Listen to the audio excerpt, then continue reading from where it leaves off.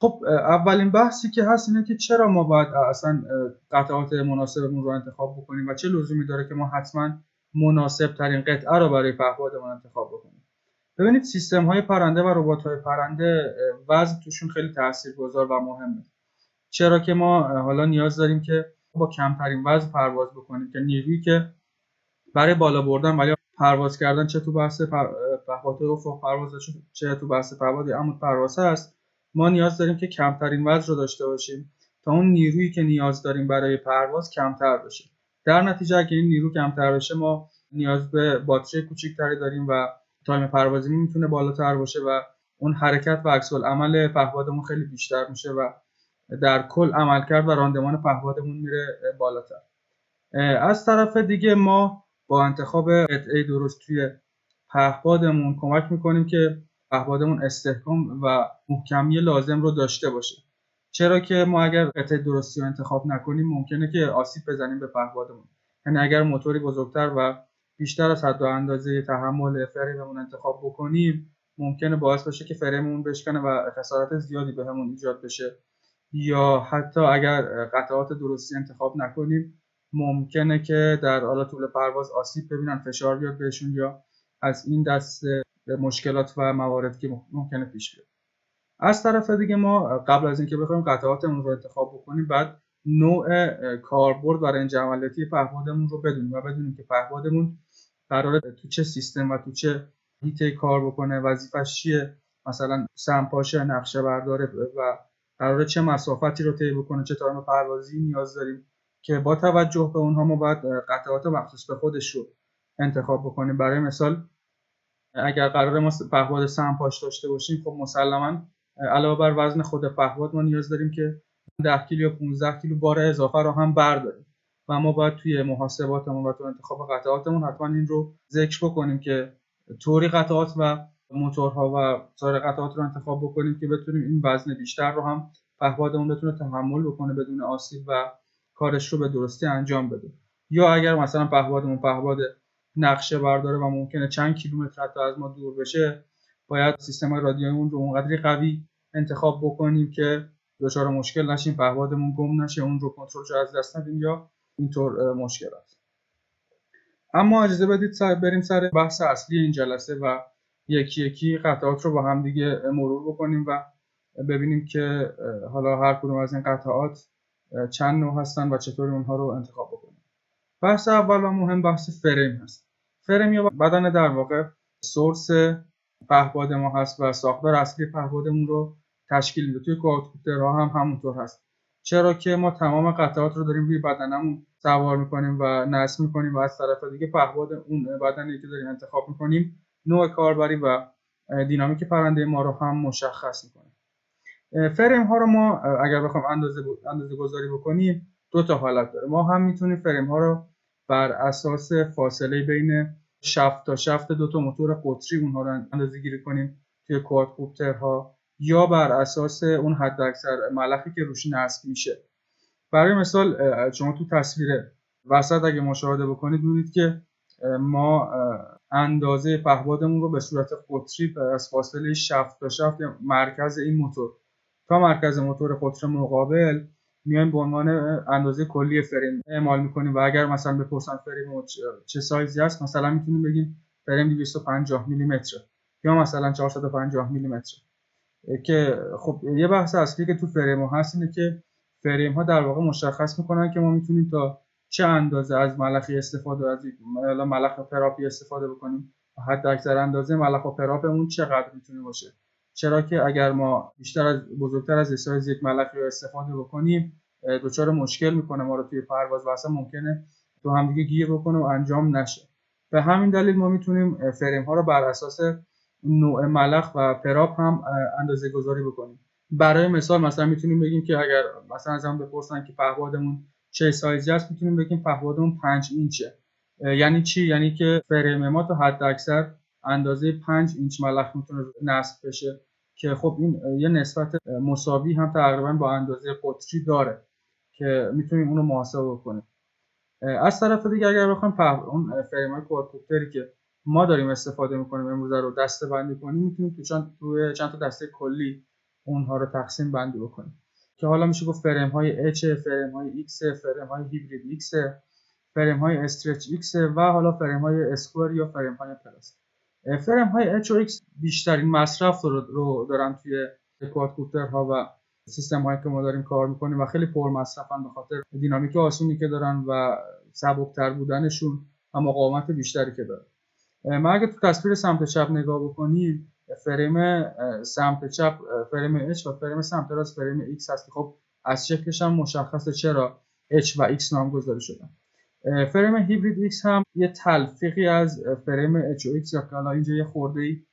کمتر قابل مشاهده است، ولی خب در واقع میشه گفت تلفیقی از دو تا این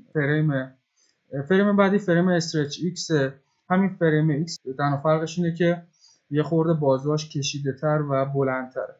فریم اسکوئر یا فریم باکس هم فریم پایین سمت راسته که خب استحکام بیشتری داره، ولی خب از اون طرف به خاطر اینکه خیلی قطعات اضافی بهش نصب شده سنگین‌تر هم هست و خب کاربردهای متفاوتی هم داره. فریم پلاس هم که حالا ما اینجا فریم پلاس رو نداریم، تقریبا میشه گفت ظاهر شبیه فریم X، فقط با این تفاوت که جلوی پهپاد ما میشه یکی از این بازوها. یعنی ما اگر این قسمت بالایی فریم رو که داره تو تصویر می‌بینید 45 درجه بچرخونیم و روی هر کدوم از این بازوها قرار بگیره، فریممون میشه فریم پلاس و فریم به علاوه. یه بحث دیگه که توی انتخاب فریم ها هست، بحث یک پارچه بودن یا جدا بودن فریم هست قطعاتش. فریم ها دو تا گفتم که نوع دارن، یا یک پارچه و به صورت یک تیکه دارن ساخته میشن و استفاده میشن، یا از قطعات کوچکتری تشکیل شدن که ما اونها رو با هم نیاز داریم اسمبل کنیم و با پیچ و مهره به هم ببندیم تا فریممون سر کار بشه. خب یه سری مزیت‌ها و معایبی رو با هم دیگه دارن که مثلا فریم یک پارچه خوبیش اینه که سبکه، چون که یک دسته و ما قطعات اضافی نمیایم بهش وصل کنیم و پیچ و مهره کمتری توش داره مصرف میشه، خیلی سبک‌تره. مثلا اگه بخوایم پهپاد یا کوادکوپتر سرعتی بسازیم، قطعاً گزینه مناسب فریم یک دسته، چون خیلی وزن کلی پهپادمون رو سبک‌تر میکنه.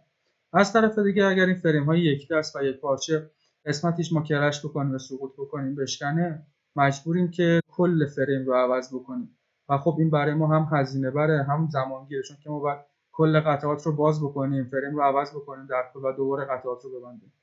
که خب یه خورده مشکل سازه. از طرف دیگه فریم هایی که حالا به صورت جداگانه قطعات کوچیک‌تر ساخته میشن و ما بعد اونها رو اسمبل هم بکنیم با پیچ و مهره هم ببندیم، خب گفتم به دلیل اون پیچ و مهره‌ای که داره استفاده میشه یه خورده سنگین‌تر هست، ولی خوبیش اینه که اگر حالا یه تیکه مثلا ما کرش بکنیم یا سقوط بکنیم بازومون یا حالا یه قسمت دیگه از فریم بشکنه، اون خیلی راحت بدون که دست بزنیم به بقیه اجزا و قسمت‌های فریم و کوادمون میتونیم همون بازو رو باز بکنیم، راحت عوضش بکنیم و در کمترین زمان و هزینه پهپادمون رو به راه بکنیم و استفاده مجدد بکنیم ازش. اما تو بحث جنس و متریالی که فریم ها دارن، به صورت کلی میتونیم 3 تا دسته‌بندی داشته باشیم براشون که یا پلاستیکن یا چوبیان یا فیبر کربن. خب فریم های چوبی که تقریبا میشه گفت استفاده تجاری ندارن و خب خیلی ارزون ترن به نسبت دو تا دسته دیگه. فریم های تجاری تر معمولا یا فیبر کربن و فریم هایی که به صورت شرکتی و پهپادهای آماده ما می‌بینیم مثل پهپاد شرکت DJI، اکثرا فریم هاشون پلاستیکی هستن و قالب گیری شده هستن که خب فریم های پلاستیکی میگم که تجاری ان و زیاد ما نمیتونیم روش دستکاری داشته باشیم و بخوایم ابعاد و اندازه‌شون رو تغییر بدیم، ولی فریم های فیبر کربن رو عموما ما میتونیم سفارش بدیم مثلا به اون سایز و اندازه‌ای که می‌خوایم، اون شکلی که می‌خوایم، که خب خیلی راحت‌تر می‌کنه کارمون رو. و یه خوبی که داره فریم های فیبر کربنی که به نسبت حالا دو تای دیگه خیلی مقاوم‌تر هم هست و سبک‌تر، که ما بیشتر از فریم های فیبر کربنی داریم استفاده می‌کنیم، چه پرنده‌های سایز بزرگ مثل سمپاش و نقشه بردار و چه پرنده‌های سایز کوچیک مثل پرنده‌های FPV و پرنده‌های تفریحی و فان. اما خب حالا فریمی که ما انشاءالله قرار در آینده استفاده بکنیم فریم آماده و پلاستیکی از جنس پلاستیک و نایلونه که خب کار باش هم خیلی راحت تر هست. اما یه بحثی که توی فریم های فیبر کربنی هست که بیشتر یه خورده حرفه‌ای تره و افراد حرفه‌ای تری ازش استفاده میکنن، بحث قطر صفحاتیه که داره استفاده میشه. که حالا ممکنه 3 میلیمتری باشه، 4 میلیمتری باشه یا 5 میلیمتری باشه که هرچی خب به تب قطر بیشتر بشه اون وزن صفحه و وزن کلی فریممون هم میره بالاتر و برای اینکه اون افرادی که دارن استفاده میکنن تا حد ممکن وزن کلی رو بیارن پایین‌تر، میان قسمت‌هایی که فشار بیشتری روش هست رو با صفحه کربن یه خورده قطورتر استفاده میکنن ازش، مثلا مثل بازوها. برای مثال اگر بخوان اون فریم رو استفاده کنن، بازوها رو با صفحه کربنی قطر 4 میلیمتر میان طراحی میکنن و میسازن و بقیه بدن رو با صفحه کربنی حالا قطر 3 میلیمتر که هم استحکام لازم رو داشته باشه و هم تا حد ممکن اون وزن کلی پهپاد پایین‌تر بشه. فریم در واقع خیلی مهمه استفاده کردن و پیدا کردن فریم مناسب، چون که اگر فریممون حالا مناسب اون کاری که و اون قطعاتی که می‌خوایم استفاده کنیم نباشه، بعداً ما رو خیلی به دردسر میندازه. ممکنه که اصلا قطعاتمون روش جا نشه، ممکنه که قطعاتمون بد روش جا بخوره و جای درستی نباشه، جای سیفی نباشه، بعداً توی پرواز آسیب ببینه. مثلا باتریمون جای درستی نباشه، توی حین پرواز بیفته و کلی دردسر دیگه. پس خیلی حواسمون باشه که فریمی که داریم استفاده میکنیم رو با دقت انتخاب کنیم که بعداً توی تجهیزاتی که میخوایم بذاریم، مثلا اگه میخوایم دوربین بهش اضافه کنیم، حتما جایی رو براش تعبیه بکنیم که بعداً حالا مانت دوربین و پای دوربین رو روش نصب بکنیم، یا اگر حالا میخوایم مثلا روش